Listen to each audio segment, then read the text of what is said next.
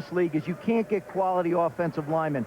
The pick either way, whether it was Phillips or Ogden, I think was a good move. It's a safe pick, and it's one that's going to last, I think, the Ravens a long, long time. The kid is a quality football player, and as we pointed out, they like the fact that he's almost going home because he did play at St. Albans. And Tony Jones is getting up in years, had the injury problem, and he's also a good guy to learn from because Tony Jones is an outstanding tackle. I just believe firmly it's going to be an experiment with him at guard. I don't think he's going to find a home there. I think this kid's going to be a tackle. All right, let's go quickly, Joe and Mel, to Tom Jackson at Carolina to talk about Jonathan Ogden. And Tommy, I can imagine you at linebacker in those days with the Orange Crush, seeing a pulling guard at 318 pounds like Ogden coming around on a run. Now what? Well, Chris, I think the thing that I want to interject is how successful this kid is going to be, again, because of his technique. And I'll make the comparison between he and Tony Mandrich, who was the last guy that we quote-unquote heard was going to be this good a lineman. What happens with Tony Mandrich was that Tony Mandrich was a guy who tried to overpower you down the football field. For anybody who's watched some film on Jonathan Ogden, what he does is he's got that big frame, but he's very athletic, he's very quick in a 5-yard area, and when he gets downfield, he has great technique. He likes to cut a guy rather than bowl him over. So I think that all of those things that befell Tony Mandrich and actually put him out of football, I know he's back in now with Coach Infante, will not befall Jonathan Ogden. All right, Tommy, so Ogden was the pick to Baltimore, and the New York Giants now have about 5.5 minutes on the clock. Mel, I think that they had, whether they wanted these players or not, they thought that either Hardy or Rice at least would be there if they wanted to take defense. And I guess the next defensive player would be Cedric Jones. That might be a fall-off. Do they go defense or do they go offense again? I think, Chris, when you look at the board right now, and of course the last 9 years they have gone, for an offensive player. But I think Marvin Harrison, the great wide receiver from Syracuse, is there. That's a neat area for the Giants. They have Thomas Lewis, who's kind of an unknown quantity. But you see all the offensive talent that they've taken. Defense just hasn't fallen their way. And of course this year you mentioned Cedric Jones, defensive end from Oklahoma. Dwayne Clemens, the defensive end / outside linebacker from Cal. If I'm the Giants right now, knowing these players are there and they're all mixed together and kind of in a group, I'm moving down. I'm trying to hope that somebody wants Lawrence Phillips, wants to jump ahead of St. Louis, because we all know St. Louis is hoping Phillips is there at 6. Somebody wants to jump ahead of St. Louis. Giants move down, still get a good player, pick up an extra choice. For a team that does have a lot of holes, extra choices would help. They have, when they picked this early, defensively in the early 80s, tabbed guys like Lawrence Taylor and Carl Banks. Whether those type players are there right now for the Giants, that's something they're weighing with both Hardy and Rice gone. Let's go up to Chris Fowler with Mike Lombardi. And if you're the Giants, guys, what do you do? Well, Chris, some surprises in the first 4 picks, and now the Giants, Mike, a notoriously conservative organization, don't expect to take Phillips.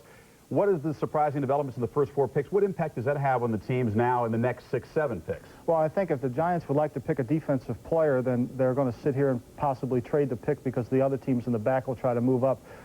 St. Louis is in a perfect position. They're going to be able to get Phillips here at 6 unless somebody trades in front of them. Carolina has a great opportunity to get Tim Biakatuka now because Phillips has slipped. So I think the teams that wanted offenses, players are very happy at this point. If you were sitting in the war room, as you did in Cleveland, you don't agree with Mel Kiper very often, but he talked about the Giants trading down. Is that what you would do because maybe a Clemens or a Cedric Jones is not as high on your board as, say, a Simeon Rice was the guy you maybe thought you were going to get? Well, I think you got to look at the value. I think that's why they take so much time on the clock. You get trade offers that come in, you weigh those values against the players that you have, and you want to trade to where you can get to. And as for the other teams, fewer trades. All right, let's go back now to New York and Chris Berman. All right, Chris, thank you very much. The pick is coming in. Joe, I mean, you think it should be a wide receiver at this point? I think there's a strong possibility it could be wide receiver. You got to remember, the Jets took Keyshawn, got a big, rousing round of applause. I think that the Giants definitely have a need there. All you have to do is take a look at their depth chart. They're trying to count on Thomas Lewis, trying to count on, they signed Callaway, but I wouldn't exactly call him game breaker. So to me, wide receiver is certainly a viable alternative. Well, there are guys with speed there, like Harrison from Syracuse, if that's where they go. Let's see.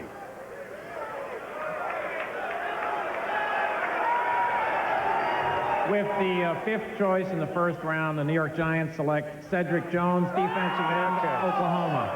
That makes sense. That certainly makes sense. Yes, they need to push the envelope on offense, Joe, and Mel, I agree. Choice obtained from the Washington Redskins. But in this day and age, Cedric Jones, now we didn't have Mel, I don't think, as a possible number 5 overall selection in the draft. But he is a every play player in the NFL. At 275 pounds, he's somebody that can be on there against the run and the pass for the Giants, and this makes a lot of sense to me. He is. I mean, he really came on. He was the OU sack leader, career sack leader. Really comes hard off that corner. Legally blind in one eye throughout his career, and then he had that cornea transplant. Now his vision is back in that eye. So he did all this damage when he was legally blind in one eye his entire life. So that has been changed. Now he has that vision, the total vision. And I think at this point, we thought maybe New England at 7 would, I think, allow the Giants to now to be forced to take a Cedric Jones. Certainly was the way the board flowed. Lawrence Phillips still there for St. Louis. But, either way, if you went for a Jones, a Clemens, or a Harrison at this stage, obviously the trade offers weren't that enticing to the Giants to move down. Plus, the Giants are not a team that normally makes a deal. They're a very stand-pat team. You have the number 5 pick there. It's the first defensive player in the first round since Eric Dorsey in 1986 for the Giants. And now St. Louis is on the clock. We'll get to Joe in a minute. Let's quickly go to Craig James down on the floor. Craig? Guys, I spent some time with the Oklahoma coaching staff, and they told me that they were going through spring drills, and their defense was really average, really poor. They were very concerned. Then they put Cedric Jones on the defensive line, and he made them become a top 10 defense. They are extremely good with Jones on the field. That's the kind of impact player he is, Chris. All right, Craig, thank you. So an every down player on defense for the New York Giants. Let's go to Chris Myers in Dallas. Chris?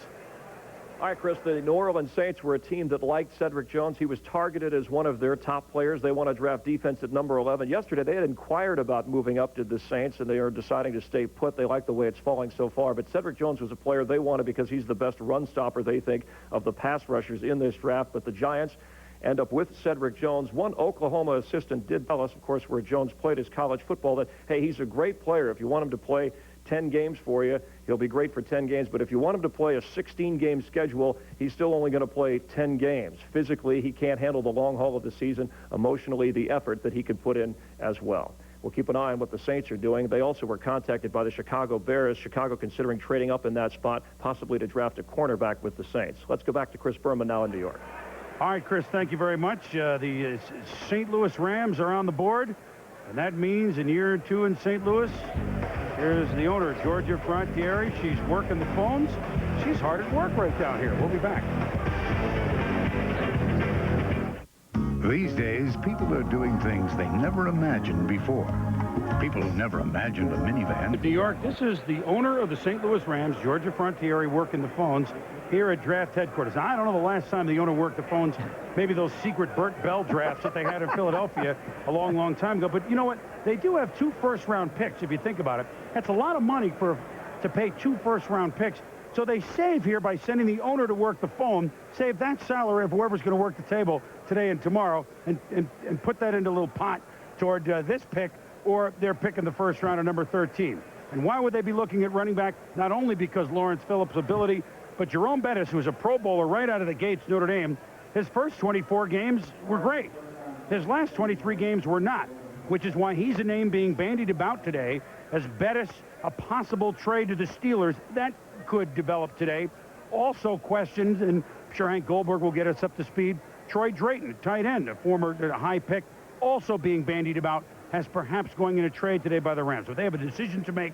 There's 9 minutes to go. And, Joe, no running backs yet, but could this be the spot? Not only this spot, right, but could we be talking running backs for the next hour? I think we can be talking running backs very easily for the next hour. I think 3 of the next 4 picks will probably and very likely could be running backs. Back to Jerome Bettis. He got into Rich Brooks' doghouse a couple years ago, and he's not getting out. The only way he gets out of his doghouse is if he gets out of town. They've been shopping him around, have not really had many takers. It's unfortunate for Jerome, but I think there's an opportunity here for the Rams. Remember also, the Rams just signed Steve Walsh. Steve Walsh is a very smart, very intelligent quarterback.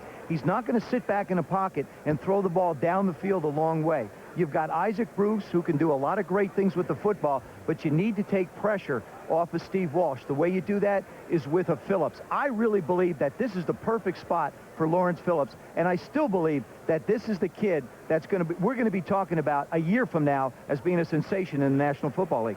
Joe, we heard Hank Goldberg in St. Louis say that when the last pick was made by Baltimore and was Ogden and not Phillips, that he heard a loud roar coming out of the room.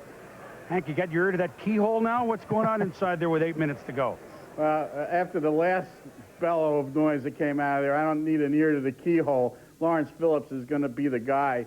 That sets them up to trade Jerome Bettis. Bettis has said that he doesn't want to move to fullback, so they're going to get the man that they want.